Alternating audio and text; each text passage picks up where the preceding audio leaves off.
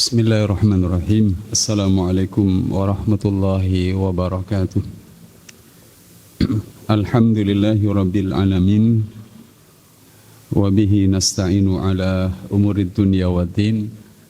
Wassalatu wassalamu ala asrafil anbiya'i wal mursalin. Nabiyina Muhammad wa ala alihi wa sahbihi wa sallim wa barik ajma'in. Qala Allah Ta'ala fi kitabihil karim. A'udzu billahi minasy syaithanir rajim. Bismillahirrahmanirrahim.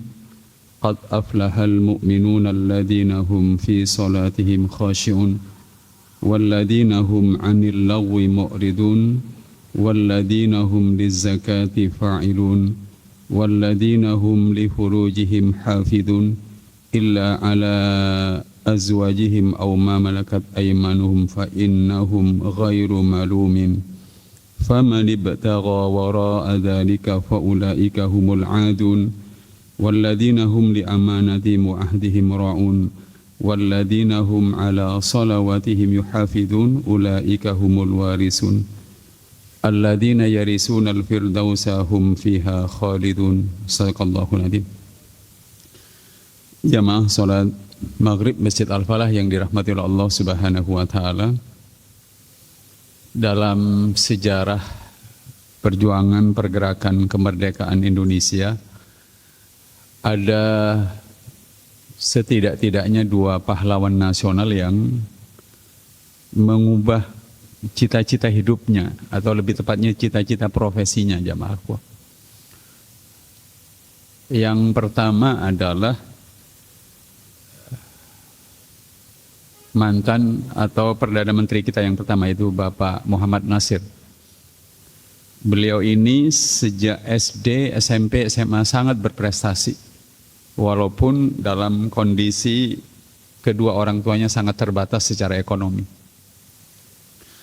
Ketika beliau lulus di SMA di Bandung, SMA Belanda waktu itu, cita-cita hidupnya sebenarnya ingin menjadi seorang sarjana hukum dan bahkan bergelar master di bidang hukum. Kalau dalam literatur kita, orang yang bergelar hukum waktu itu dipanggil dengan Mister, di depannya MR. Tetapi beliau mengurungkan niatnya, mengubah rencana hidupnya itu dari menjadi seorang sarjana hukum menjadi seorang yang justru selepas SMA beliau membuat sekolah guru. Ya, Mas. Ini bisa kita baca dalam sebuah biografi yang berjudul M. Nasir. Kenapa beliau harus membuat sekolah guru? Karena waktu itu beliau prihatin sekali. Di Bandung, sekian kira-kira 10 tahun atau 15 tahun menjelang tahun 45, beliau melihat kenyataan bahwa sangat minim sekali sekolah-sekolah Islam itu memiliki guru-guru yang berkualitas, jamaah. Oleh karenanya beliau kemudian memutuskan bikin sekolah guru. Itu pun respon masyarakat Bandung ketika tahu ada sekolah guru, yang masuk dan mendaftar sebagai calon guru di sekolah itu adalah orang-orang yang daripada tidak ada kerjaan dan tidak ada aktivitas, masuk saja di situ. Tetapi oleh tokoh pahlawan kita yang luar biasa ini, angkatan pertama itu dididik dengan sangat bagus, dan hasilnya memang menyebabkan pada angkatan kedua yang masuk dan mendaftar sebagai calon guru itu adalah orang-orang dengan kualitas yang sangat bagus, ya Mas. Itu kisah tentang Pak Nasir, Perdana Menteri kita yang pertama, orang yang mengubah apa yang dia rencanakan menjadi sesuatu sesuai dengan kebutuhannya, jamaah. Orang yang kedua atau pahlawan nasional yang kedua yang juga tidak kalah hebatnya adalah wakil presiden kita yang pertama, Dr. Andes Muhammad Hatta. Beliau ini dari jalur ibunya punya jalur pedagang dan pekerja ekonomi yang luar biasa. Dari jalur ayahnya para ulama-ulama tasawuf yang luar biasa. Sejak kecil beliau sudah direncanakan akan disekolahkan di Mekah dan Madinah dan akan berakhir di Mesir. Artinya memang beliau ingin dipersiapkan menjadi seorang ulama. Tetapi peristiwa ketika beliau masih SD yang menyebabkan beliau mengubah apa yang sudah direncanakan oleh ayah dan ibunya. Waktu itu beliau menyaksikan ketidakadilan langsung yang dilakukan oleh pemerintah Hindia Belanda terhadap para petani di desa beliau sendiri. Rasa sedih, sakit hati, dendam, campur baur itu kemudian menyebabkan beliau itu bertekad mempelajari ekonomi, jamaah Rasulullah. Dan dia kemudian dikenal sebagai seorang yang lulus dari Rotterdam, Belanda, amat menekuni dunia ekonomi, hadirin sekalian. Hadirin yang dirahmati Allah Subhanahu wa taala, ada di antara kita mungkin jamaah Allah seorang insinyur, manajer perusahaan, kemudian pedagang sate dan segala macam di ruangan ini. Tapi karena kita melihat keadaan sosial kita kemudian punya mimpi lain, punya cita-cita lain yang harus dikerjakan. Hadirin yang dirahmati Allah Subhanahu wa taala, ada seorang kawan di Tuban itu, profesinya itu dulu lama bekerja di Toyota 88, unit bisnisnya Astra, di bagian dokumen pengurusan dokumen mobil, STNK, BPKB dan segala. Kemudian beliau bekerja sendiri, resign, keluar, tetapi oleh pihak Astra masih dipertahankan untuk menangani pekerjaan itu. Beliau punya keluarga, mohon maaf, istrinya dua, dua-duanya notaris. Istri keduanya itu yang melamarkan istri pertama. Satu saat bertemu dengan saya, beliau menyampaikan, Ustaz Arkom, saya baru saja membangun sebuah lokal sekolah, sudah selesai 3 lokal SD. Langsung saya sela begini, Ustaz, kalau Ustaz membangun sekolah, kerjaannya double-double. Pertama, merekrut siswa, dan yang kedua, merekrut guru. Kalau Ustaz mau sementara, buatlah sekolah itu, gedung yang Ustaz bangun itu untuk menjadi institusi yang membina guru-guru, khususnya guru-guru sekolah Islam, guru-guru Al-Quran. Lalu sekian pekan atau sekian bulan, kemudian selesaikan, beri beliau-beliau itu kafalah, insentif, sesuatu yang bersifat finansial, dan bekalkan kepada beliau-beliau itu tentang Al-Quran, tentang pengembangan diri dan segala macam, jamaah. Hadirin, saya ingin mengatakan lewat cerita itu bahwa kalau cita-cita tertinggi kita adalah uang, saya yakin kita sudah sampai batas tertinggi uang itu bahagianya seberapa sih? Kalau kita dapat uang 1 miliar malam ini, belum tentu kita bisa bertahan bahagianya sampai besok pagi. Karena hutang kita 10 miliar, sudah pasti tidak akan bahagia, jamaah sekalian. Seorang penulis produktif dari Amerika namanya Malcolm Gladwell pernah menyebut jumlah uang yang membuat orang bahagia kalau diteliti, itu kalau dirupiahkan setahun itu 720 juta. Atau per bulan 720 juta dibagi 12 ketemunya 60 juta per bulan. Jadi kalau orang tidak bahagia kemungkinannya 2 saja.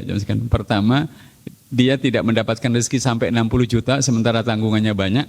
Atau kebalikannya, rezekinya terlalu banyak, lebih dari 60 juta per bulan, tetapi juga tidak bisa cepat tidur karena banyak hal yang harus diselesaikan.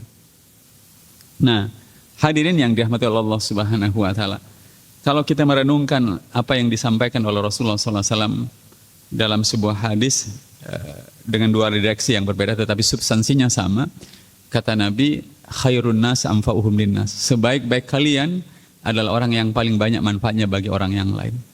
Dalam redaksi yang berbeda, ahabbun nasi ilallah anfa'uhum linnas, manusia yang paling disukai oleh Allah Subhanahu wa taala, yang paling dicintai oleh Allah adalah manusia yang paling banyak bermanfaat bagi orang yang lain. Nah, jamaah yang dirahmati oleh Allah Subhanahu wa taala, kalau ada banyak anak muda sekarang usia 40 saja sudah luar biasa. Rezeki yang diterimanya, ekonominya sudah mapan sekali. Anak-anak muda usia 40 tahun penghasilan sudah sangat besar sekali. pasti kemudian ingin mencari sesuatu yang memuaskan dahaga spiritual.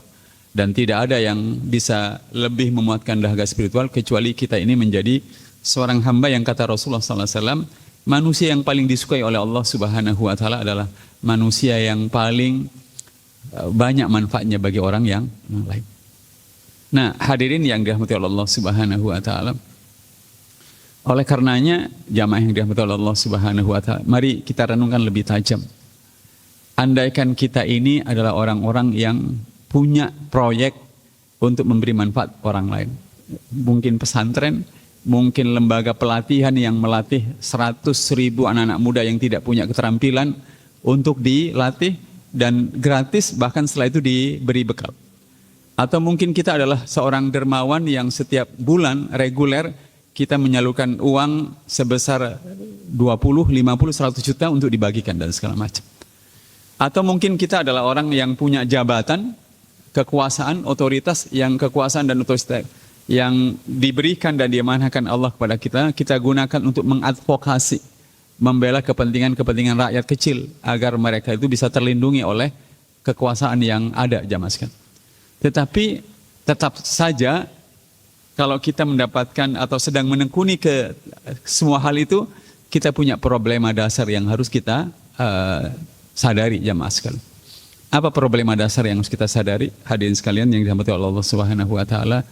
Sebagai orang yang hidup memiliki kewajiban beribadah, punya cita-cita ingin memberi manfaat kepada orang lain, tetapi pasti berhadapan dengan problema-problemanya masing-masing, kita selalu membutuhkan 3 hal berikut pada aspek rohani, jamaah sekalian.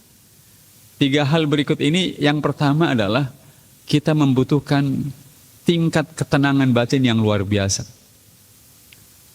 Berhargakah ketenangan batin? Sangat berharga. Hadirin kalau punya teman, jamaah sekalian, baik yang rezeki atau penghasilnya lebih kecil dari kita, ataupun punya kenalan teman kolega yang penghasilnya per bulan miliaran, jamaah sekalian, cek saja betapa ketenangan itu menjadi problem yang sangat serius. Ada orang yang tidak bisa cepat tidur di malam hari, bukan karena apa-apa, bukan karena hutangnya banyak, tetapi uang yang dia terima, rezeki yang dia terima dari Allah Subhanahu wa Ta'ala tidak cukup banyak untuk menyelesaikan masalah anaknya sekolah, bayar listrik dan segala macam. Dia bisa kehilangan ketenangan, jamaah. Atau sebaliknya, ada orang yang tidak punya problem ini tetapi uangnya banyak, jamaah, tetapi dia tidak bisa tenang karena tidurnya harus terganggu oleh konsentrasi membagi modalnya itu sekian puluh juta, 100 juta, sekian untuk A, B, C dan segala macam, jamaah.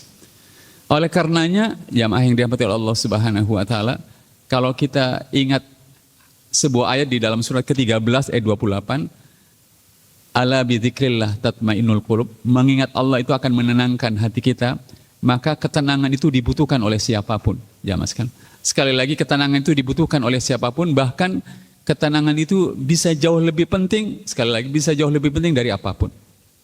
Oleh karenanya, jamaah Allah, di sela-sela kita mengurus bisnis, mengurus pesantren, membangun masjid, merenovasi masjid, mengelola kampus, menangani pekerjaan, membuka cabang-cabang baru usaha, sebagai seorang mukmin kita membutuhkan dekat dengan Allah agar Allah memberikan kita ketenangan menghadapi semua problema itu.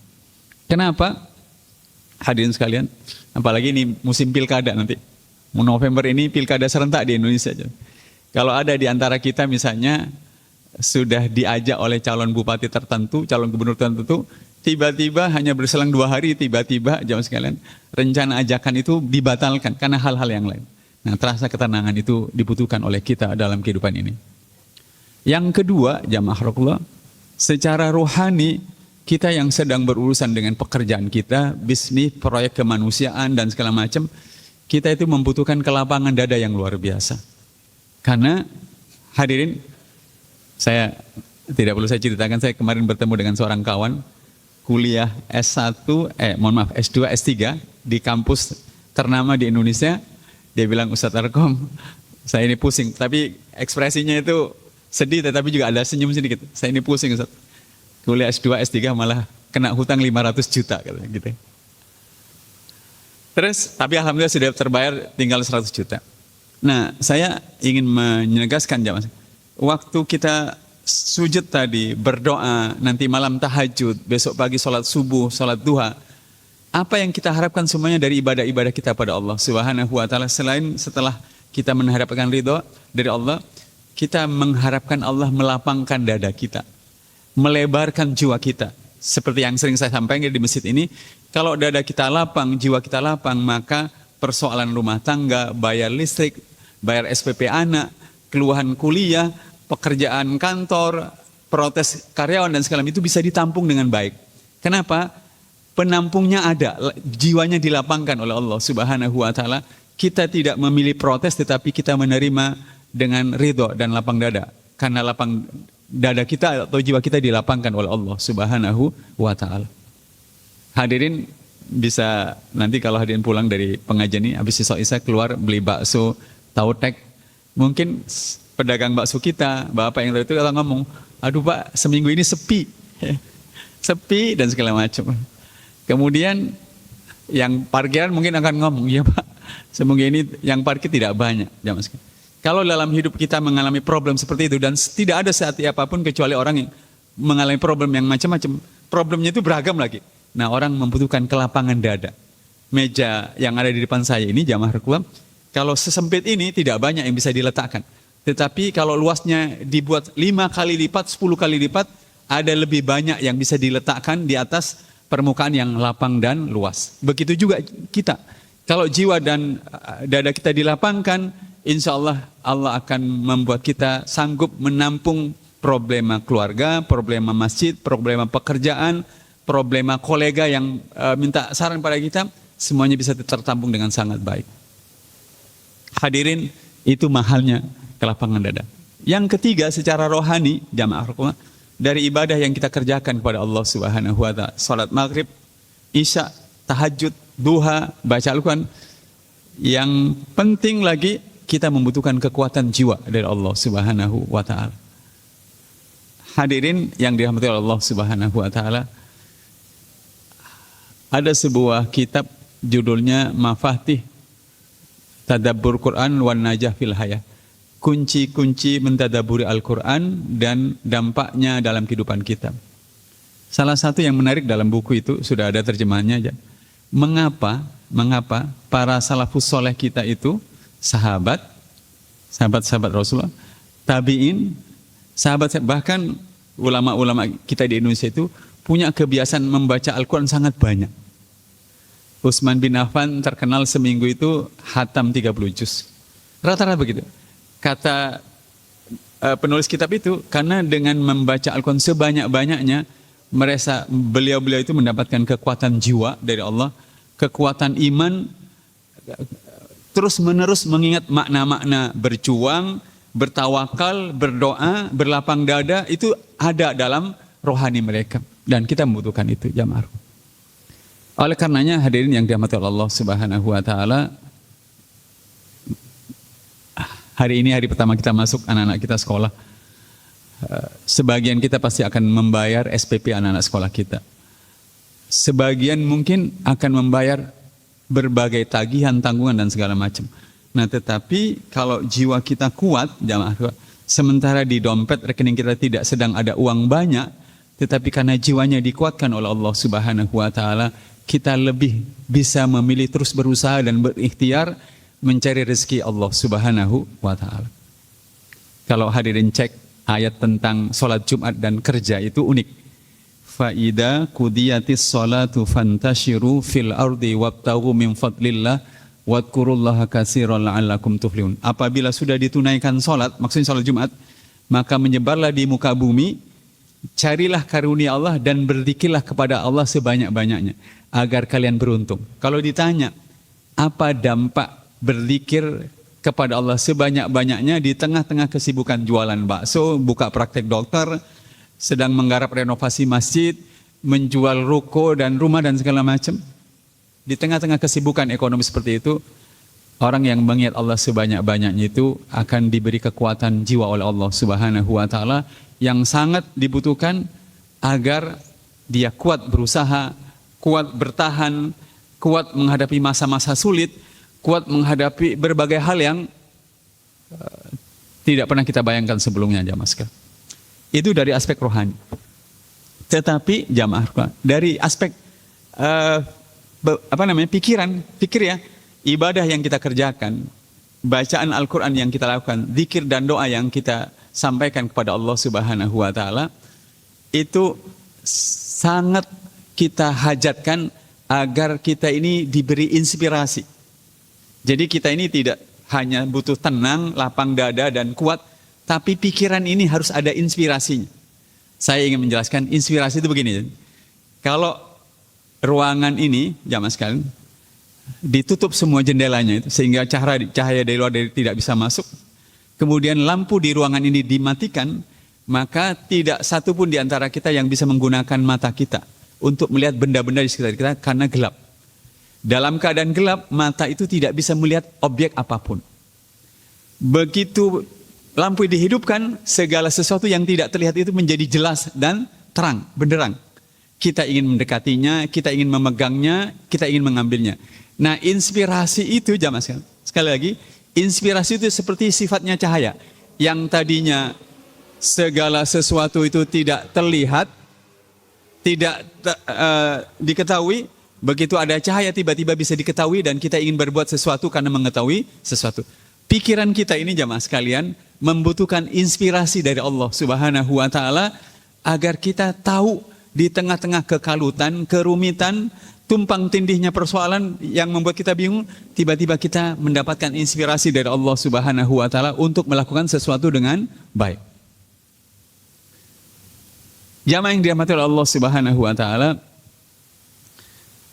para ulama tafsir menjelaskan makna ihdinas siratal mustaqim waktu kita baca Al-Fatihah itu, ternyata artinya ada 4. Waktu kita bilang ihdinas siratal mustaqim, arti yang pertama itu adalah al-irsyad. Artinya, ya Allah, aku ini hendak melangkah. Ada banyak pilihan di depan saya, 5 sampai 10. Pilihkan satu yang benar ya Allah, dari 10 pilihan. Atau pilihkan 2 yang benar dari 10 ya. Jangan engkau biarkan aku memilih yang salah. Itu namanya ihdinas siratal mustaqim. Kita minta agar kita yang hendak menggunakan uang untuk 10 alternatif penggunaan uang, Allah menunjukkan kita pilihkan satu yang benar menggunakannya. Itu artinya ihdinas. Yang kedua, jamaah rasulullah, arti ihdinas itu at-taufiq.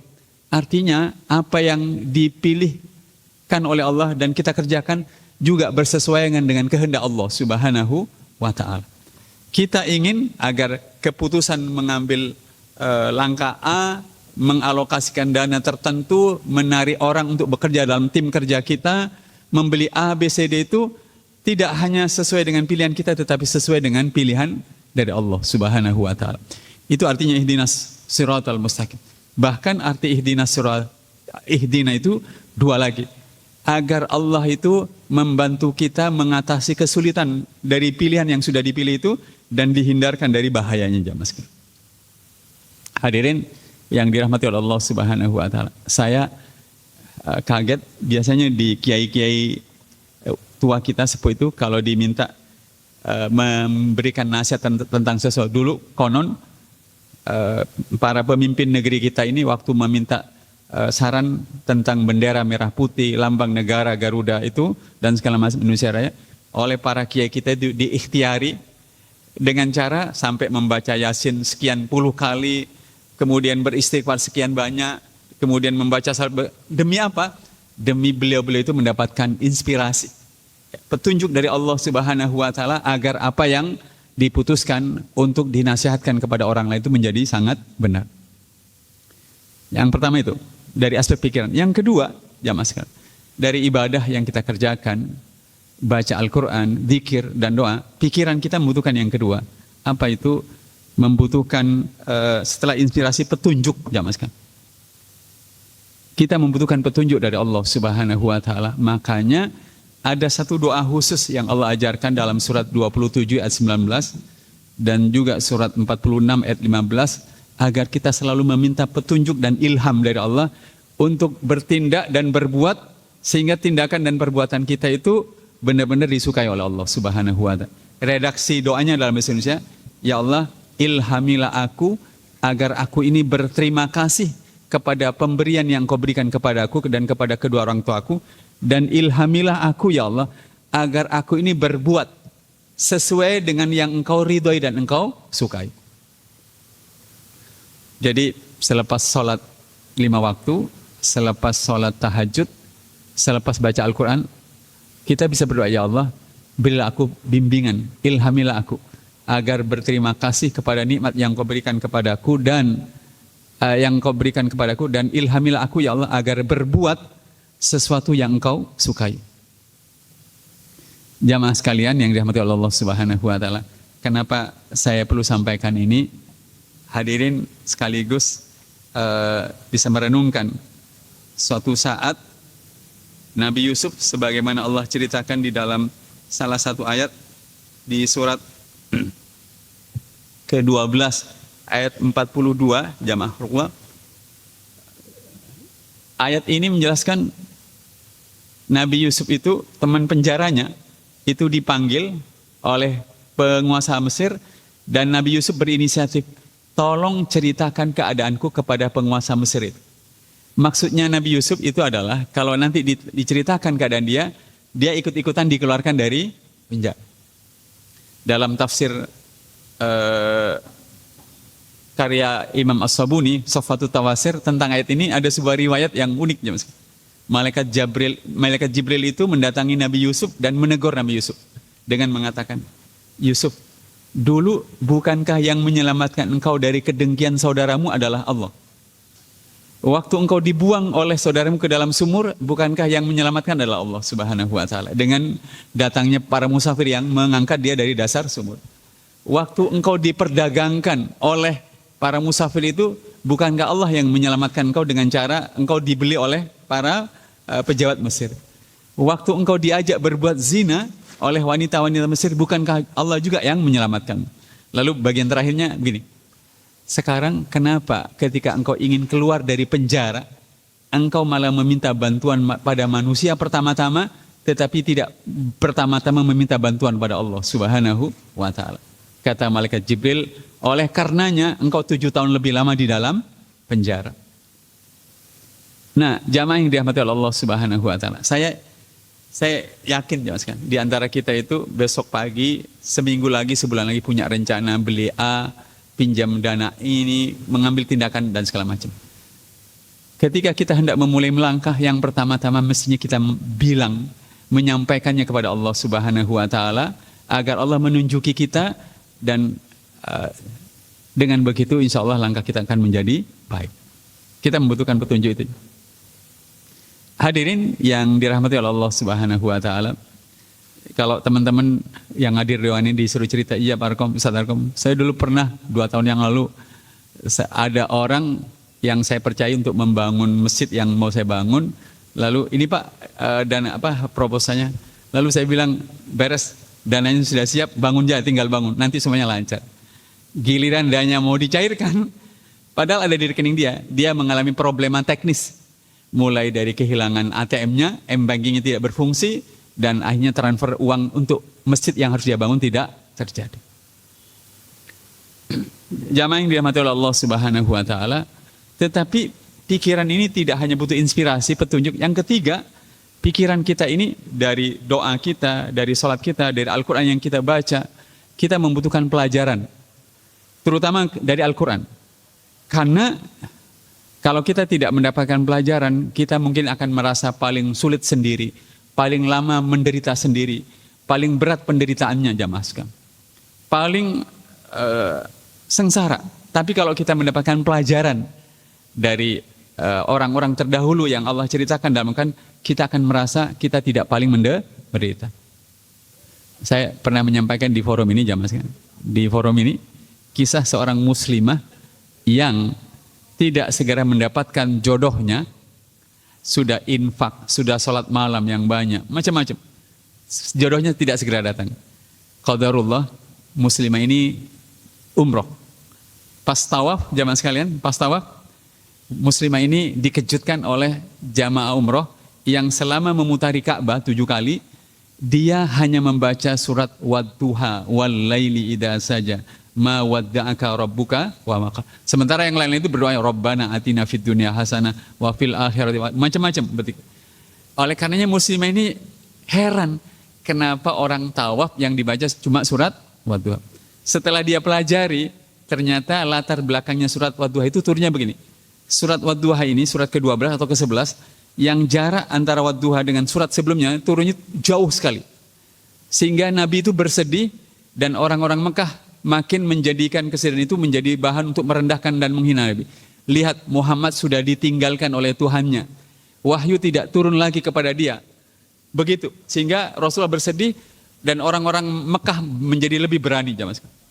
Nah, ketika turun surat Wadduha itu ayat ketiganya adalah ma wadda'aka rabbuka wa ma qala. Tuhanmu Muhammad tidak meninggalkanmu dan tidak benci kepada engkau. Nah, muslimah ini begitu membaca ayat itu, latar belakang ayat itu jamaah sekalian, mulai membandingkan kesedihan dirinya yang belum dapat jodoh dan kesedihan Rasulullah SAW yang urusannya jauh lebih rumit dan jauh lebih serius. Dia lalu mengatakan dan sekaligus menegur dirinya sendiri, kenapa saya harus bersedih berlebihan? Urusan saya hanya belum dapat jodoh. Sementara urusan Rasulullah dengan diturunkannya surat Wadduha itu urusannya adalah kesedihan karena berjuang menyampaikan agama Allah Subhanahu wa taala. Redalah kesedihan muslimah ini karena belum dapat jodohnya. Pas pulang dari tanah suci ke tanah air, selama 9 jam di pesawat itu dihabiskan untuk membaca Al-Quran dan terjemahan serta tafsirnya. Begitu turun di bandara di Indonesia, muslimah ini kemudian dikejutkan oleh tetangganya, ibu-ibu. Ketika ditanya, ibu jemput siapa? Saya jemput ponakan laki-laki saya, kata. Ternyata ponakan laki-lakinya itu duduk berdampingan dengan wanita ini, tapi wanita ini nggak terasa karena 9 jam dia habis untuk itu. Sebulan kemudian, kebetulan ponakan laki-laki itu lajang, dia melamar wanita itu dengan izin Allah Subhanahu wa ta'ala. Dalam hidup kita, jamaah yang sedang susah mengembalikan hutang, jamaah yang susah mendidik anak, jamaah yang susah dan merasa tidak kompak dalam tim bisnis, jamaah yang sedang mengalami kerepotan merenovasi masjid, membutuhkan pelajaran seperti itu. Dan Al-Quran itu penuh dengan pelajaran yang kalau kita buka pelajaran itu, kita akan lebih tenang, tidak merasa paling sedih, tidak merasa paling berat penderitaannya, tidak merasa lama masa-masa berjuangnya, karena pelajaran itu kita dapatkan. Hadirin yang dirahmati oleh Allah Subhanahu wa ta'ala, mohon jangan tersinggung dengan kalimat bahasa Arab begini. Inna min tabi'atil nafsil basyariyah idza ulifat asy-syai' khafiya 'alaiha asrarahu. Wa sarrafna hadzal ilfu anit tafakkuri. Sesungguhnya di antara tabiat jiwa manusia, kalau sudah terbiasa dengan sesuatu, maka manusia itu menjadi tersembunyi dari sesuatu itu. Dan keterbiasaan itu menyebabkan dia tidak mau merenungkan apa yang sudah biasa dia lakukan atau biasa temui. Di antaranya yang sering saya sampaikan, kita ini kalau Kamis malam Jumat, di grup-grup WA muncul ajakan untuk membaca surat Al-Kahfi. Kalau ditanya, kenapa harus membaca surat Al-Kahfi? Jawabannya benar dan standar. Karena itu sunnah yang dianjurkan oleh Rasulullah SAW. Tetapi kalau dikejar lebih tajam, mengapa surat Kahfi yang harus dibaca? Kenapa tidak surat yang lain? Biasanya kita berhenti di situ. Para ulama tafsir mengatakan, orang yang membaca surat Kahfi itu diingatkan. Wahai kalian yang membaca surat Al-Kahfi, surat ini mengingatkan kalian bahwa dalam hidup ini, kapanpun, dimanapun, kalian akan selalu diuji oleh Allah dengan 4 ujian kehidupan, dan beginilah caranya menghadapi ujian kehidupan ini. Surat Kahfi itu mengajarkan. Ujian pertama adalah ujian agama, maksudnya seberapa bagus kita melaksanakan agama dan memperjuangkan agama. Yang kedua adalah ujian harta, yang ketiga adalah ujian ilmu, dan yang keempat adalah ujian kekuasaan. Kenapa disebut ujian? Karena di ayat ke-7-nya di surat 18 itu jelas-jelas ada itu. Inna ja'alna ma'alal ardi zinatan laha linabluwahum ayyuhum ahsanu amala. Sungguh aku menjadikan apa yang di muka bumi ini sebagai perhiasan bagi kalian, kata Allah, untuk aku uji kalian, siapa yang terbaik perbuatan kalian. Jadi saya yang malam ini ceramah, hadirin yang mendengarkan ceramah, semua orang selalu akan diuji dengan agama. Maksudnya apakah kita melaksanakan agama sebaik mungkin dan sekaligus memperjuangkan agama dimanapun jamaah sekalian. Begitu juga kita akan diuji dengan harta yang kita butuhkan untuk biaya sholat, biaya pendidikan, biaya merenovasi rumah, biaya bayar macam-macam akan menjadi ujian dari Allah untuk kita semua, kapanpun. Nah, surat Kahfi itu adalah surat yang menjelaskan fakta tentang ujian itu dan bagaimana cara menghadapi ujian itu. Nah, yang ketiga, ujian ilmu. Kita selalu membutuhkan ilmu, semakin bertambah anak kita, semakin bertambah karyawan kita, semakin bertambah tanggung jawab organisasi kita, kepala kita ini butuh ilmu yang banyak. Hadirin yang dirahmati Allah Subhanahu wa taala, kok ya pas ujian-ujian itu, ujian agama itu Allah ceritakan dalam bentuk kisahnya pemuda Kahfi. Ujian harta itu pas juga Allah ceritakan kisah pemilik 2 kebun. Ujian ilmu itu Allah kisahkan pertemuan antara Nabi Musa dengan Nabi Khidir. Ujian kekuasaan tentang Zulkarnain. Jadi Al-Quran yang kita baca itu, selain kita mendapatkan pahala dari setiap huruf yang kita baca, jamaah, bernilai ibadah, tetapi dari Al-Quran yang kita baca itu, pikiran kita itu butuh pelajaran. Bahwa kalau kita susah, ruwet, diancam, ditekan dan segala macam, menderita, kita masih membandingkan dengan pelajaran tentang orang-orang terdahulu dari kehidupan kita yang membuat kita bisa berteguh hati.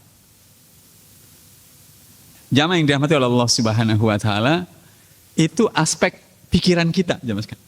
Jadi ada aspek rohaninya, kita membutuhkan kekuatan jiwa, kelapangan dada dan ketenangan, tapi pikiran ini harus kita isi atau kita harapkan dapat inspirasi, petunjuk dan pelajaran. Jadi di dada kita dapat, jiwa kita kuat, pikiran terisi dengan petunjuk, pelajaran, inspirasi dari Allah Subhanahu wa taala. Tetapi yang ketiga, yang paling penting ini jamaah sekalian, karena 1, 2 itu tidak akan berfungsi dengan baik kalau yang ketiga tidak ada. Apa itu? Kita membutuhkan kualitas kerja dan amal yang beda, yang sangat berbeda. Apa yang saya maksud? Banyak orang mengatakan nih, Ustaz Arkom, saya ini sudah tahajud, Ustaz Arkom, sudah berinfak, saya sudah baca Al-Quran, tetapi masalah saya nggak selesai-selesai. Saya ingin mengatakan, jangan, kita ini bekerja, ngurus bisnis, apapun, mengurus pekerjaan itu tidak boleh asal-asal. Boleh dicek di dalam surat ke-7, ayat 56. Mudah-mudahan saya tidak salah menyebut ayatnya, tapi bunyi ayatnya, redaksi ayatnya begini. Inna rahmatallahi qaribum minal muhsinin. Rahmatku, kata Allah, dekat dengan orang-orang yang berbuat baik. Jamaah rakullah, rahmat itu rezeki. Rahmat itu pertolongan dalam situasi yang paling sulit dan tidak masuk akal dan tidak mungkin kita anggap ada pertolongan. Itu rahmat. Rahmat itu bisa petunjuk, ide dan gagasan. Rahmat itu bisa hujan dan kesehatan. Tapi kepada siapa rahmat itu Allah berikan? Muhsinin. Yang kata ulama tafsir, khususnya Profesor Dr. Hamka, muhsinin itu bukan orang berbuat baik biasa, bukan. Orang yang berbuat baik untuk dirinya dan orang lain, tetapi kata beliau, selalu terus diperbaiki. Itu yang membuat saya itu seperti ditampar. Jadi saya tuan rumah buat jamaah yang bertamu ke rumah saya. Kalau saya menyuguhi teh itu baik. Tapi kalau suguhan teh itu baru datang setelah 1 jam tamu datang, itu tidak baik jamaah sekalian. Ya. Muhsinin itu berbuat baik untuk diri dan orang lain, tetapi terus diperbaiki. Coba cek. Kenapa banyak orang itu tidak diajak dalam satu tim? Kenapa banyak orang itu ingin pinjam uang tidak diberi pinjaman uang dan segala macam? Karena ketika dia berhubungan dengan orang lain, dia berhubungan asal-asalan. Tidak berbuat sesuatu kepada orang lain yang hari ini baik, besok dijadikan lebih baik. Begitu seterusnya. Kalau cara hidup kita itu asal-asalan melakukan sesuatu, maka wajar Allah tidak akan memberikan jalan keluar. Tetapi kalau kita melakukan sesuatu baik, terus diperbaiki dari waktu ke waktu, hasilnya lihat. Allah Subhanahu wa taala akan mendekatkan kita dengan rezekinya, pertolongannya, petunjuknya dan segala macam. Saya sederhana saja. Hadirin kalau parkir sepeda motor di rumah sakit Dr. Stomo atau di beberapa tempat itu ada tukang parkir yang baik hati. Jadi jok itu kita itu dikasih apa namanya? Dus. Ya. Begitu kita ngambil sepeda motor setelah kepanasan itu tidak terlalu panas. Kenapa? Seharusnya menempatkan kardus itu di atas jok sepeda motor kita tidak perlu kita lakukan dan kita tidak minta itu. Tetapi karena beliau itu menambahkan layanan itu, maka kita yang memarkir mobil itu senang sekali. Ada juga tukang parkir yang datang di waktu yang tepat. Waktu kita parkir nggak ada, begitu kita mau berangkat, baru dia datang dan menagih parkiran kita, jemaah sekalian. Nah, oleh karenanya kalau kita sudah mendapatkan kekuatan jiwa, ketenangan, petunjuk, kemudian segala macam, giliran kita kerja, janjian dengan orang lain, mengurus, maka jadilah orang yang muhsin. Berbuat baik tetapi terus diperbaiki. Saya 2 kali beli minyak parfum wangi itu, saya bawa di tas itu. Di dekat lampu merah Beratang, Terminal Beratang. Ada yang berkesan. Beli yang botol harga 75.000 jamaah sekalian, saya itu mendapatkan bonus. Begitu beli yang harganya 115, bonusnya itu deodoran. Saya jadi mikir, enak juga ya kalau beli di tempat yang seperti orangnya ngelayani pembelinya tetapi ditambahkan layanan lebih bagus. Itu hadirin sekalian dalam urusan apapun begitu. Oleh karenanya saya mengajaknya setelah kita tahajud nanti, sholat subuh, baca Quran, jiwa kita ini tenang, lapang, dan segala macam, pikiran kita sudah penuh dengan ide dan petunjuk dari Allah. Nah, giliran bekerja, jangan bekerja asal-asalan, jangan terlambat, tepati waktu, jaga hubungan dengan orang lain dengan sebagus mungkin, siapapun. Karena Allah menakdirkan pertolongan datang pada kita tidak melalui siapapun, tetapi melalui orang-orang yang pernah berhubungan baik dengan kita itu. Kalau kita menjaga agar hubungan kita dengan orang itu bagus dan cenderung bertambah bagus, orang itu respect, suka, dan ingin terus bekerja bersama kita. Tapi kalau sebaliknya, hubungan kita dengan orang lain itu kita biarkan asal-asalan dan segala macam, orang itu malas bekerja dengan kita. Kenapa? Apapun yang tidak baik itu tidak bagus. Tetapi apapun yang terus bertambah baik, itu akan menyenangkan bagi siapapun. Mudah-mudahan bermanfaat. Jamaah yang dirahmati Allah Subhanahu wa taala, mari kita berdoa kepada Allah Subhanahu wa taala di setiap selesai ibadah kita pada Allah. Mudah-mudahan seperti redaksi doa kita, Allahumma inni ala dzikrika wa syukrika wa husni ibadatika. Kita benar-benar ditolong oleh Allah agar melakukan pengabdian kepadanya dengan sebaik-baik pengabdian. Salat, kerja, mencari uang, membagikan uang, mendidik anak dan segala. Mudah-mudahan bisa kita lakukan dengan sebaik mungkin. A'udzubillahi minasyaitonirrajim. Bismillahirrahmanirrahim. Alhamdulillahi rabbil alamin. Allahumma salli ala Muhammad wa ala ali Muhammad. Allahumma a'inna ala dzikrika wa syukrika wa husni ibadatika. Allahumma ati nufusana taqwa wa zakkiha.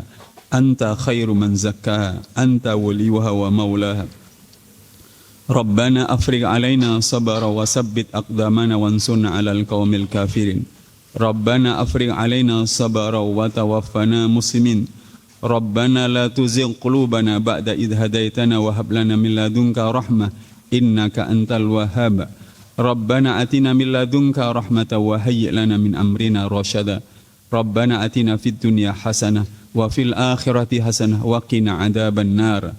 Wakina adzaban nar, wakina adzaban nar. Subhana rabbika rabbil izzati amma yasifun, wa salamun alal mursalin, walhamdulillahi rabbil alamin. Semoga doa kita dikabulkan oleh Allah Subhanahu wa taala. Kita sempurnakan dengan doa penutup majelis. Subhanakallahumma wa bihamdika asyhadu an la ilaha illa anta astaghfiruka wa atubu ilaik. Wassalamualaikum warahmatullahi wabarakatuh.